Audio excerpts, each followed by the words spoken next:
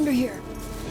What the gameplay needs to do is immerse you in the world, give you as many interesting actions to survive in this world and overcome obstacles. And obstacles could be infected, it could be other people, it could just be the environment, it could be rushing water, anything that could happen in this post-apocalyptic world. Are you clean? Yeah. But more than anything, it needs to put you in Ellie's shoes, that you're experiencing what Ellie's experiencing, making you feel what she feels. Because the more we do that, the more the emotional beats of the story work for us, and the more they work for us in this very unique way that only works in video games.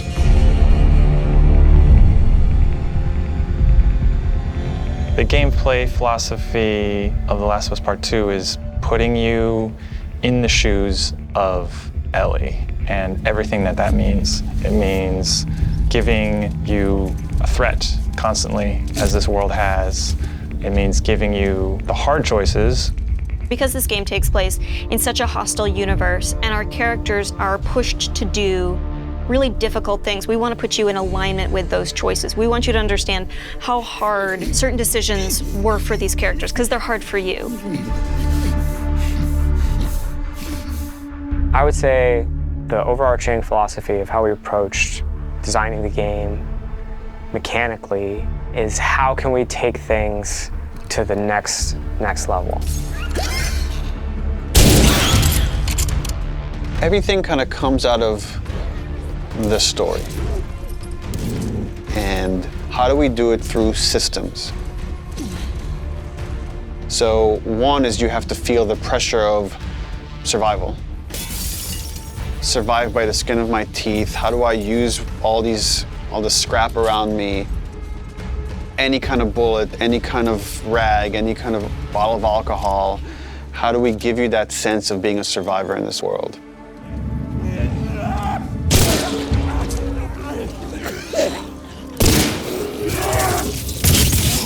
Ellie is very small compared to Joel and more nimble.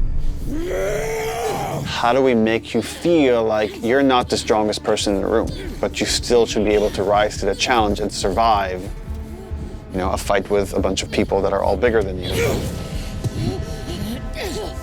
So therefore it meant creating a character and systems and mechanics that allow you to be much more nimble. And that's where we added a jump button. Deal. In the first game we had a clamber button, but not really jumping.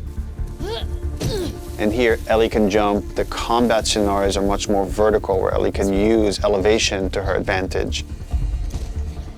Prone is a huge, huge one. Prone, obviously, it means to lay flat on the ground. Something so simple, again, something that in real life you'd be able to do.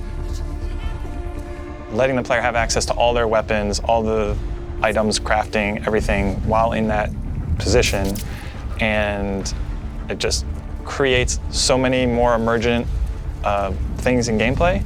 Now that we have this other state that the player could be in, which are very low to the ground, how else can we use this other than just hiding in vegetation? We're like, well, there's a lot of man-made things or different structures that have collapsed that allow just enough space for you to crawl under, which means that now, as enemies are looking for you, you can crawl under things and hide, and it's just one more way to assess your environment and use it to Ellie's advantage. Now, because you can hide under things, we gave the enemies, we made them smarter and gave them the ability to look under things. So while you might hide somewhere and be safe for a while, eventually they're going to start looking under stuff. And if you're hiding under a truck and they spot you, they're going to yank you out and then try to kill you.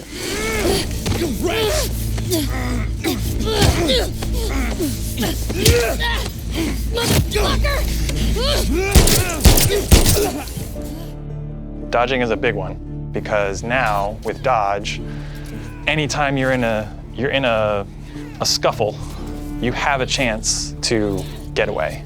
You have a chance to counterattack. It lets escape be an option as well. Sometimes you just gotta run. And that is another part of this world, which is sometimes the threat is so overpowering that you just have to get away.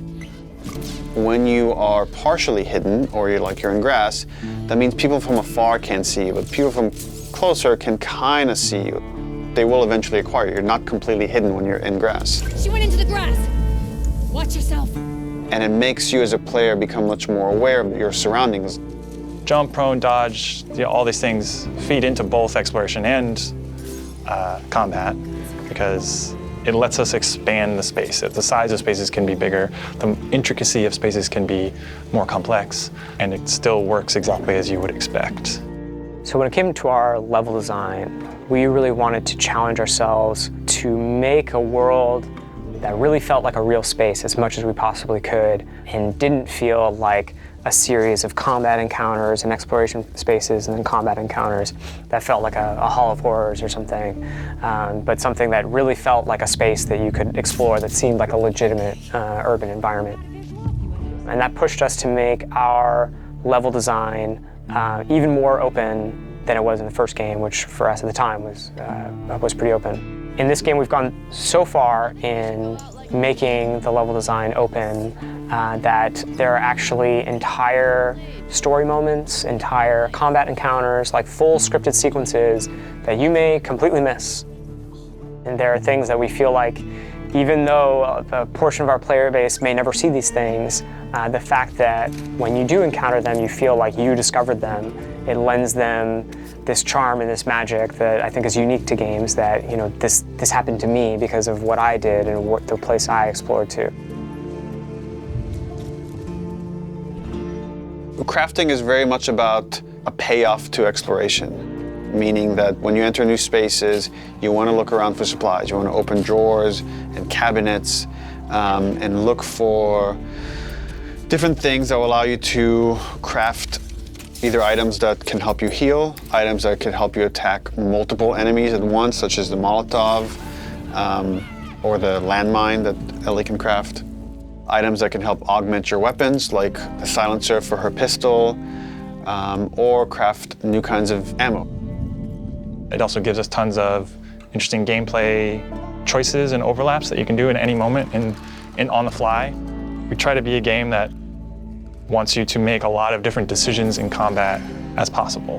And the way that we've expanded the recipe roster and all of the recipes and how they interact with each other is carefully chosen for the different ingredients and making sure that you always have these interesting decisions to make.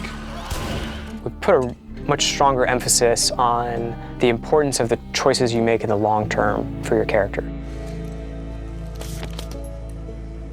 It'll be useful. Through the weapon upgrade system, through the player upgrade system, there aren't enough resources in a single playthrough to fully upgrade your character. The choices that you make, you're going to have to live with, and we wanted to make sure that all of the choices that you made had a really noticeable and tangible effect on the way that you play.